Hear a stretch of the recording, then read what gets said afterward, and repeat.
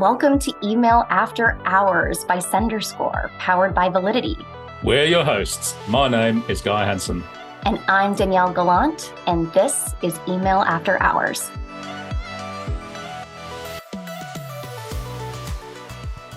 $256. That is the number of promotional emails that I received over the Black Friday, Cyber Monday weekend. And as we record this, we are fresh off the heels of Black Friday, Cyber Monday in 2024. And the dust is definitely still settling from one of the most chaotic retail weekends, or really weeks, of the year. So we are going to take a step back and look at what worked, what didn't, and what senders can learn from this year's madness. We're going to break everything down from inbox overload and spam filtering to Gmail's sneaky annotations and the so-called Black Friday extended sales. Danielle, when I saw your 256 number, I went and checked my Gmail account and I must have broken it because it sort of gives you like of, sort of 50 of, and mine was just like of many. I think I broke my Gmail. Anyway, It gave up.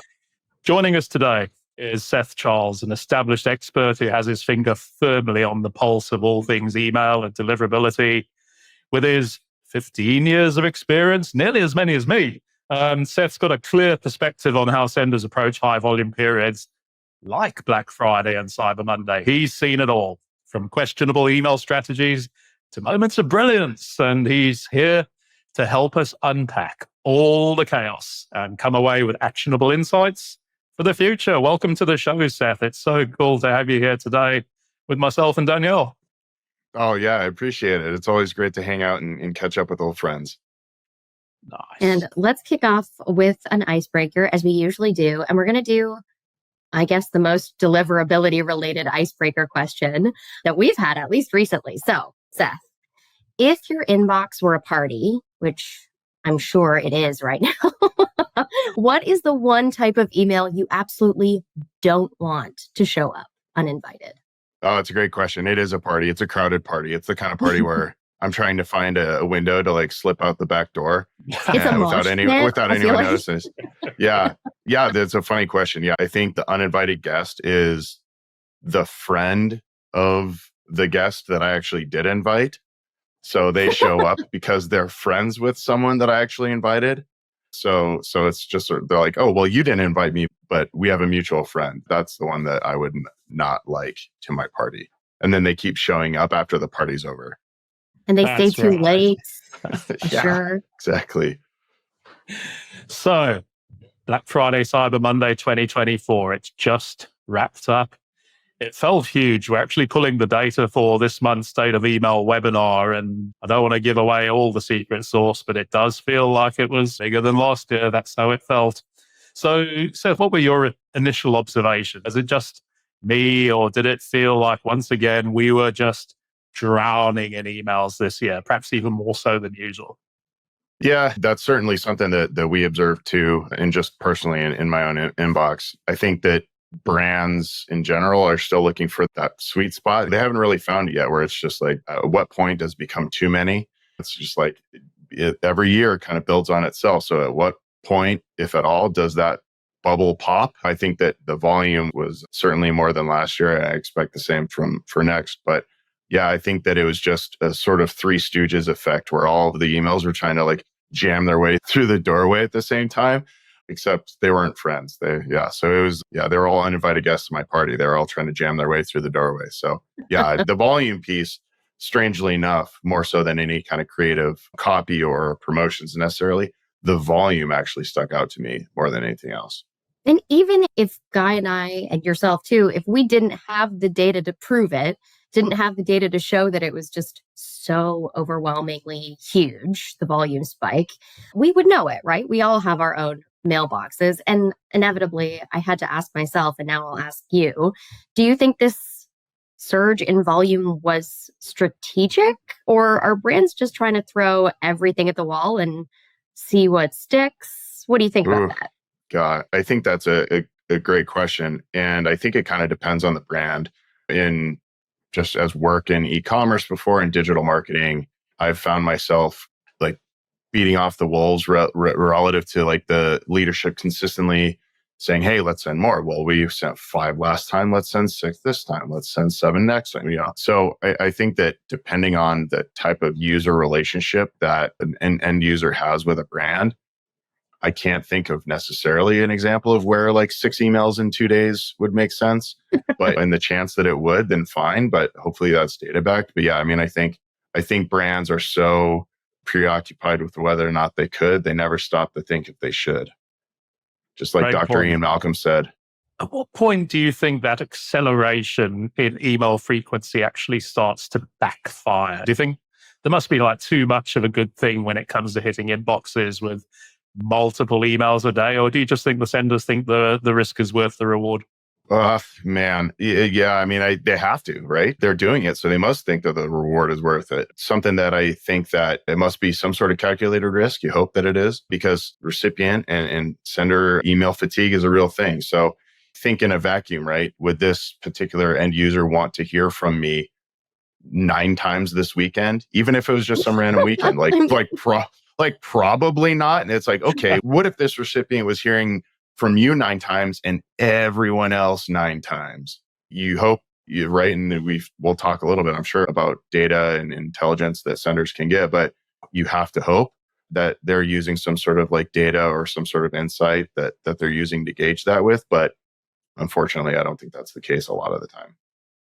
Well, and I think in our initial discussion too, this came up, which is like, it seems almost like sending 4, 5, 6 emails in a weekend, Black Friday, Cyber Monday or not, is like a crude version of a way that marketers can do send time optimization.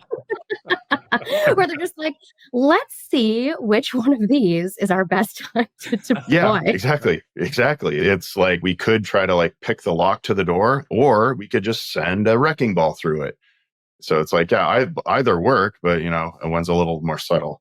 So a real point of interest, I think, for the three of us and a lot of our industry peers was that this year was the first time that Black Friday and Cyber Monday were having to deal with the newish Gmail and Yahoo bulk sender requirements since they've been rolled out. And do you think we're starting to see real consequences from those new rules in the way that email's being handled, or is it still too early to tell? No, I think that even in the realm of developing policy, it does make sense that there's a lot of trailing indicators that we probably haven't run into yet. I think that while maybe not overt, so there's maybe not just kind of like being smacked right in the face with some sort of damage done because a sender isn't following those new regulations, I think that it's very likely that in retrospect in the coming months, relative to this Black Friday compared to last, for example, I think that there will be some metrics that can be compared that would show some sort of degradation of performance based on whether or not a sender is following the regulations and policies that they rolled out. And then that's not even counting, right? Like the potential collateral effect of senders trying to monkey around in their DNS without really knowing how or why what they're doing. So, but that's the science side. I completely agree with you. I think the ramifications are actually going to be more clear after all the big volume goes out, because one of those requirements, as everybody who's listened to this podcast probably knows by now, because Guy and I won't shut up about it, is that 0.3 maximum spam complaint rate. And when your volume goes away, those spam complaints are going to continue to come. So I wonder what rejected rates are going to look like over the next little bit. It's a gamble. And it doesn't mean that 0.29 is okay. Yeah, everybody. Yeah. I mean, another point that I feel like we've just completely exhausted you with. Once that denominator shrinks, you really start to get a strong understanding of exactly how wanted your mail is. Totally.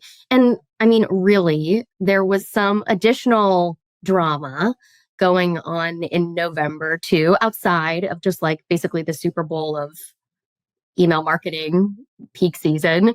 That is the US presidential election. I had many customers ask me specifically whether they should send on or around the actual election date. And I was surprised just how many customers are coming to me with that concern and with that question. So do you think the election cycle had any impact on the way that brands approached their campaigns in November more broadly? And then I guess, did we see any delays or slowdowns in campaigns because were people distracted by politics maybe? Oh gosh, yeah, the short answer is I sure hope it went into consideration. The answer is it absolutely should play into consideration. I think that it was a crazy time. I think inboxes are going to be a little shell shocked going into 2025 because of all the volume that they saw from all these different kind of like huge events relative to digital marketing. But yeah, I mean, I think that when it comes to the overall strategy, right, of how the political season kind of drew right into Black Friday, Cyber Monday, which this year was notably later, right? And then we're going to be digging right and diving right into Christmas stuff, right? And there's not any kind of break at all. So when it comes to the political traffic and how it kind of corresponds with holiday traffic in general, I think senders should consider if whether or not they have something to gain by sending during this time, as opposed to considering whether or not they have something to lose by it. And that's kind of a paradox shift that I think some senders should have is, well, we don't want to miss out. We don't want to miss out. And let's try to figure out something to do because we have to do something because it's this season.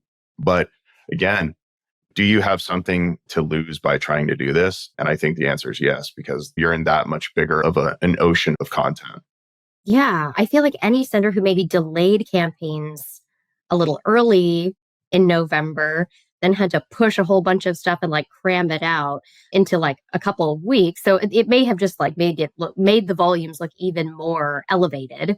But one of the other things that we were kind of throwing around was just what can sometimes feel like a false sense of urgency with all of these campaigns that we're receiving. Where it's like today only, tonight only, tomorrow only, like this week only. And so I wonder if the combination of like political uncertainty and then the clear economic drive that a whole bunch of these brands had to just send and send, do you think consumers were actually holding back from committing to deals because they know maybe better stuff is coming?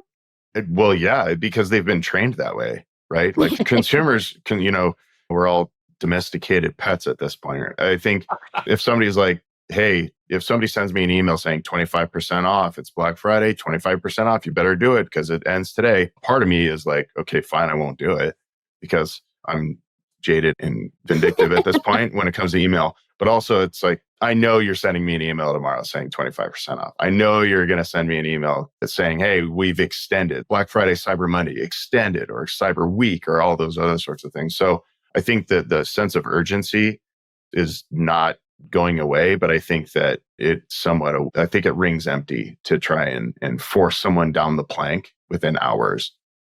You talking about domesticated pets, I feel like I've just had the most brilliant idea because in the old days, long before we had email, this stuff used to literally come through your letterbox. And if you were lucky, you had a dog which would chew it all up and rip it to shreds. And I feel, how about this for an email plugin? We'll have like a little cartoon dog. And every time like you click, this is spam, the dog comes rushing in and sort of grabs that spam email and tears it to shreds and kicks it into the spam folder for you. A personification of a spam filter. It's the Fido. It's the Fido spam filter. That's right. Yeah. Fido. Yes. Trademark. There we go. Witness. Okay, you heard it here first. Let's go. Back to the serious conversation. I think everything we've been talking about so far, I think all these talking points have absolutely reshaped the deliverability challenge. And I think, Danielle, you and I were looking at sort of old graphs from our return path days, and you used to plot Black Friday deliverability, and it was almost like this sort of V-shaped curve, and then it bounced back. But now it feels that deliverability hangover lasts well into the new year. And Seth, do you think that brands pay the price for rushing things during Black Friday, Cyber Monday, and that price is one that takes a while to pay back?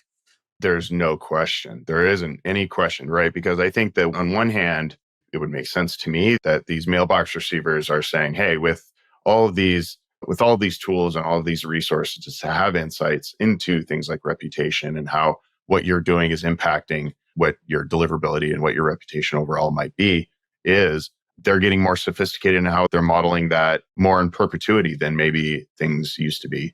Back when I started, certainly early in likely both of your careers, it was I'm on a block list. And as soon as you remedy that block list, it's very binary and you're either blocked or you're not. And now it's The good old they're days. right. Exactly. It's like query it and, throw the IP in there. No, I'm good. So, but now, yeah, I think people could, in some way, senders maybe cutting off their nose to spite their face a little bit and putting all of their chips in the middle of the table for Black Friday, Cyber Monday, not realizing that through the winter, through the spring, before they know it, they're going to be trying to push summer promotions, and stuff that they do now can very well impact how leading up to that time might be, simply from the transmission perspective of trying to deliver the mail.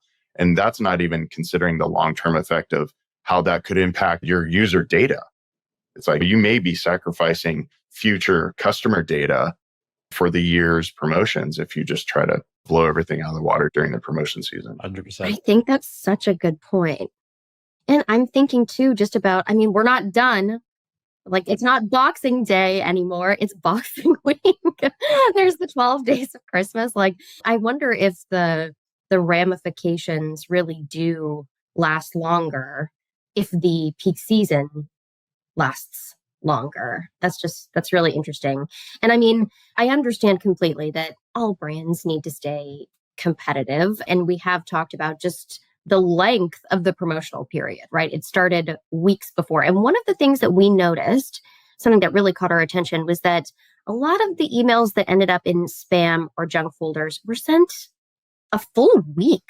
It was like, prepare yourself, early, pre-Black Friday week deals. And I wonder, when a marketer is trying to balance staying competitive with not bombarding their audience, is there a hidden risk in jumping the gun? Or do you think there's like a sweet spot in terms of timing? I certainly think that there's the sweet spot, but I wouldn't necessarily say that it's X amount of days prior to Black Friday. I think that the sweet spot, and again, I feel like there is one, I feel like the sweet spot is unique to the relationship between the recipient and the sender.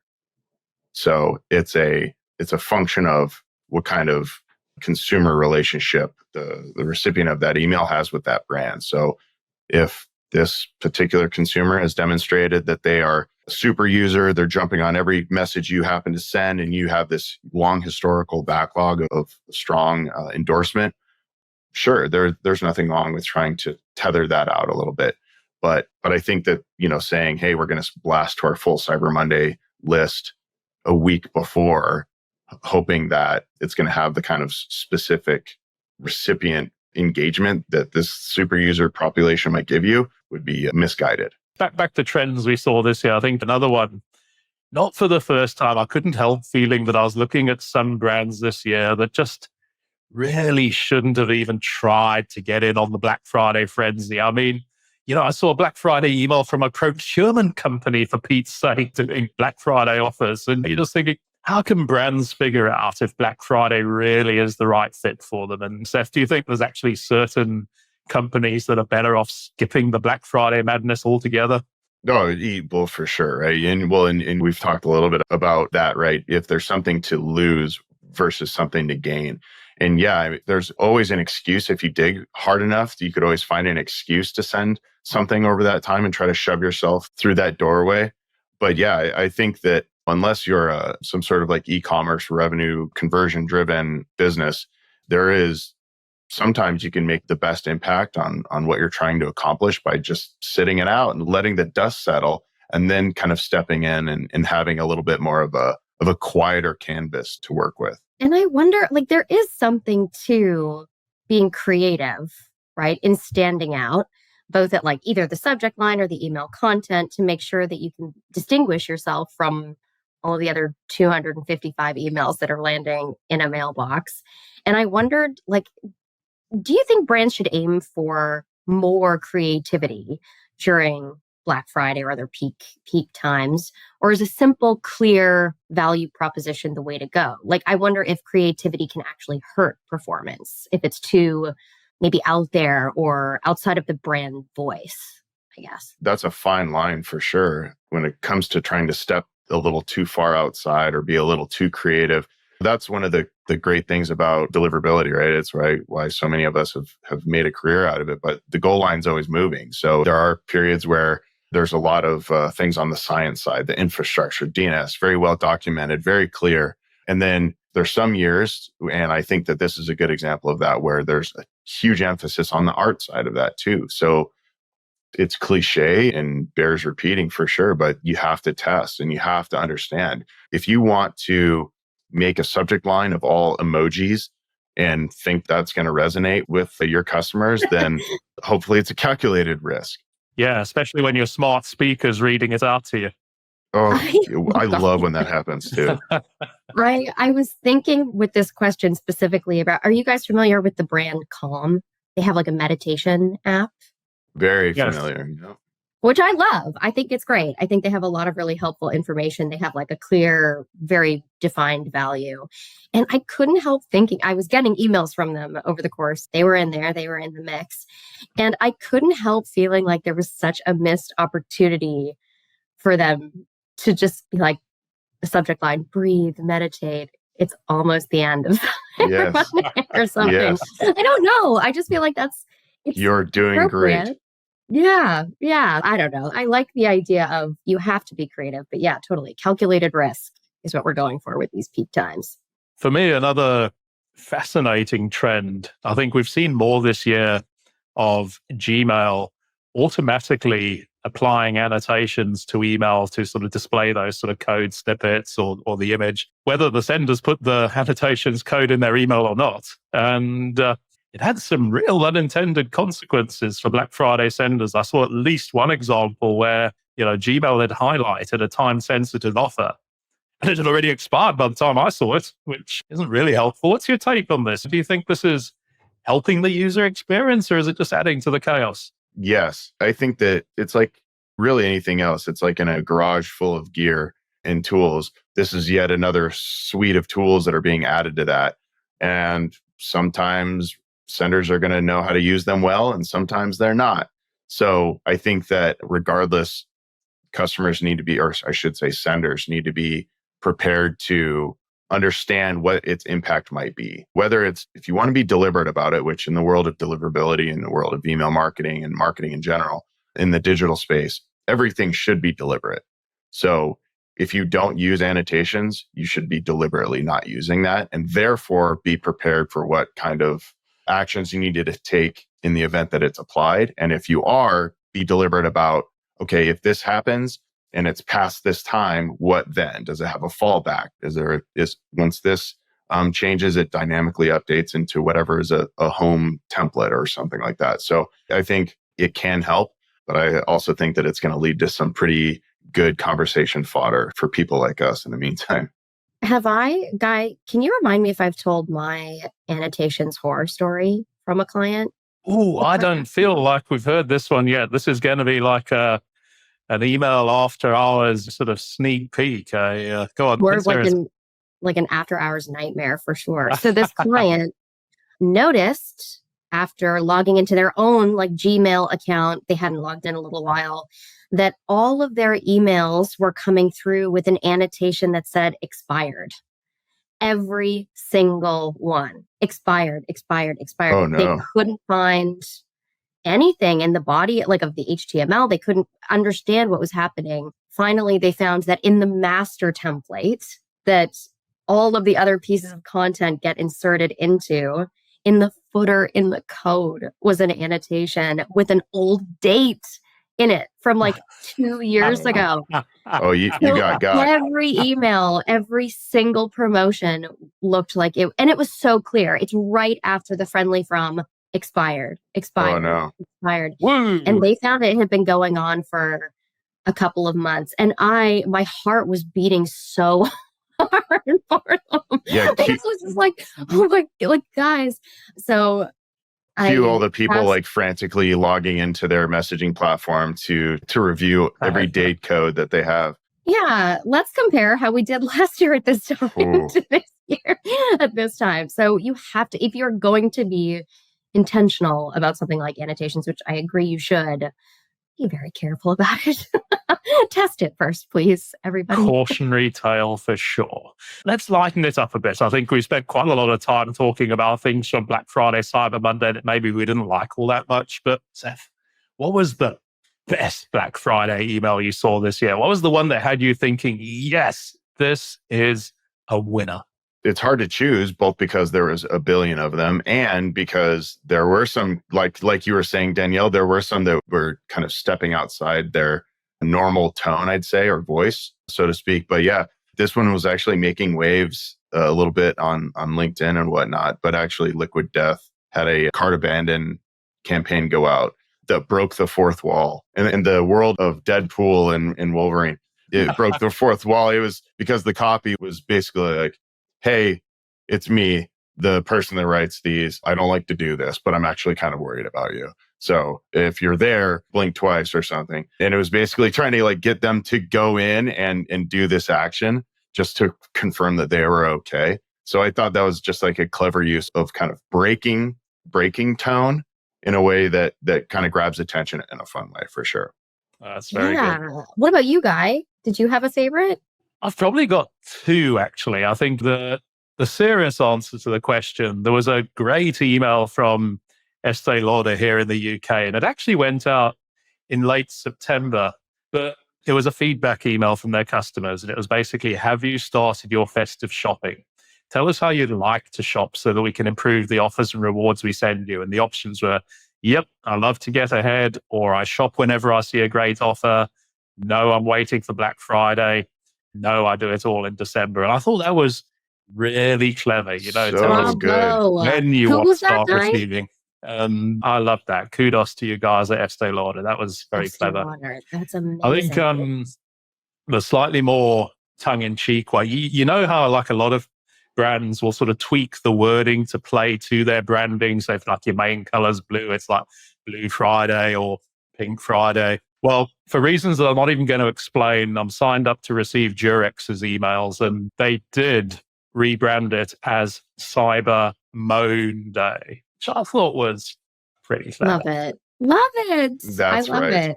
I think that's a classic and weirdly appropriate way to stand out. Stand out, yes. But let's flip it. Because Hang on. You need to answer the question too, Danielle. Oh, I do. I do have one. It's a little bit like yours, Guy. Well, not quite like your example, but it was my favorite. And I wonder if this is like the email consultant's email where you see it and you're just like, ooh, good, like sniggering a little bit. But it's from a brand called The Ordinary, which is a skincare brand. I buy their stuff. I love it. And the subject line was, we're closing up today, brackets, November 29th. And basically the point of the email was take Black Friday off. And I think that the brief text that they had in there was about advocating for a more considered approach to promotions instead of just going on a frenzy and saying, we'll be back open tomorrow. And here's a deal that runs into December. Now, the irony of this is, of course, they did send an email to tell me right. that they were not going to be promoting to me on Black Friday, but I loved it. I thought it was unique, right? Compared to all of the other dollar off, percent off. It's like we're closing shop. I thought it was That's cool. very good. Yeah. Okay, now, can I flip it, Guy? Can I talk about the dark side of what drove us crazy? Side. Yes. Yeah. So the flip of this question for you, Seth, did you see any email, or I'm sure you saw many emails that had you just go, no, or gave you the cringe?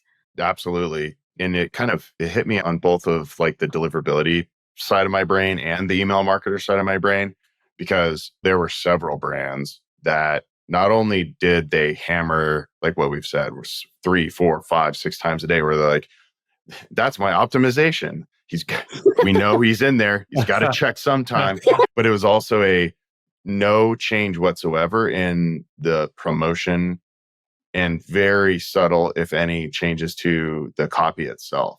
So it was like almost, hey, 25% off, get your 25% off. And then that later, hey, we told you it's 25% off. You better give your 25. And it was, hey, 25% still. And I was like, these people are just like flooding. And honestly, when I give a brand the more overt feedback of unsubscribing, that's one thing. But also there's subtle feedback that recipients give too, where it's like, it's not hitting with this person.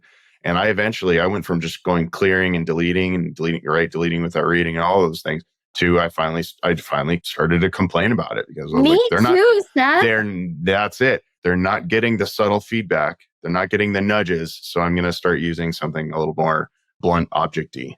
Guy.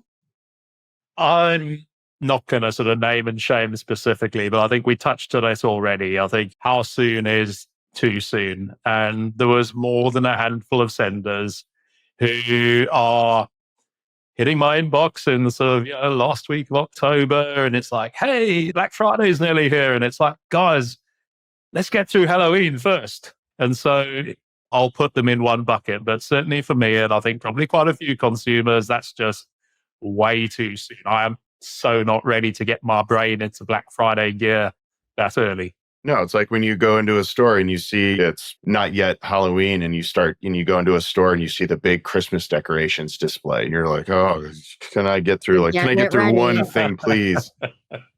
Yeah, when the aisle is like halfway done, you can see. Yeah. Have Christmas, have Valentine's Day. I'm with you though, Seth. Like I expected, of course, so many emails, but there were some brands where truly I was getting 6 emails a day. And I felt like it almost became a little bit of a challenge. Like, yeah, send me another one. Send me another one. You'll see what happens. And it takes, as a deliverability consultant, I have to be really annoyed to mark a message as spam because That's I right. know what that can do. So And I'm with Danielle, you. referencing back to previous email after hours episodes, how many toilet seats did you buy? That's right. I got a lot of toilet seat spam. Yeah, it was just for me. Even if I had wanted to buy something, I was so overwhelmed by the amount of offers that were in there. I started, instead of looking at the offers, just looking for brands I trusted. So it was less about even the offer and more about that recognition and like the relationship that's built over the course of the year. I'm willing to tolerate a little bit of batch and blast from a brand that I love. That's right. This has been such a cool conversation. I'd love to keep it going for another half an hour, but we need to start wrapping things up. And Seth, like a closing question for you. And it's funny because you actually just touched on Valentine's Day. And I think in my mind, successful email marketing is like a successful personal relationship. And actually, every day should be Valentine's Day. Every day you should be putting in the hard yards and putting in the effort. So if we have to sum up the conversation we've had today, what do you think are some of the best practices that Friday and Cyber Monday marketers can actually carry over and apply throughout the year? You think, is there anything we can take from these crazy retail events and make it work in day-to-day email marketing? For sure. There's a lot. And when it comes to, and this applies to the relationship metaphor, this applies to the party metaphor that we even started with. When it comes to the email or digital marketers and a consumer's relationship, it is a relationship. It's a conversation. And I think that the best thing that a sender can do is understand all the explicit and implicit signals that a sender or a recipient can send. And those signals are they've stopped engaging with email, or they engage with a certain type or a certain type of promotion, or all these sort of data points that float out there. And I think that when it comes to the party analogy, they, in theory, have signed up to receive your mail, and you have to make them appreciate that you have to keep yourself invited. You can't annoy them into asking you to leave.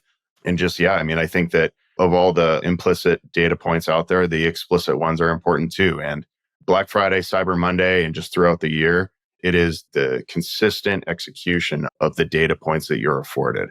And I think that the misuse or ignoring those data points is a huge mistake by senders these days. I love that. Thank you, Seth, so much for sharing your valuable insights and your expertise with us today. And for listeners that are interested in connecting with you or learning more about your work, what's the best way for them to reach you? Yeah, I publish blogs occasionally on Iterable's blog site, as does the deliverability team at large. And also my LinkedIn profile is the best way to get a hold of me individually. And just to finish up, Danielle and I, we're just super proud of all the great guests who join us on Email After Hours. And of course, we're always looking out for new guests to join us on future episodes. So if you'd like to join us for an upcoming recording, drop us a comment, ping us on LinkedIn, Or you can even fill out the guest form that's linked to the show notes. And we'd love to have that chat and put you into the hot seat sometime soon. Thanks for listening. We'll see you guys again. Bye for now. Be sure to tune in next time and hit subscribe so you don't miss any future episodes. And don't forget to visit senderscore.com for loads more great resources to help you become a stronger sender. To all you sleepless senders out there, thank you for joining us after hours, and see you next time.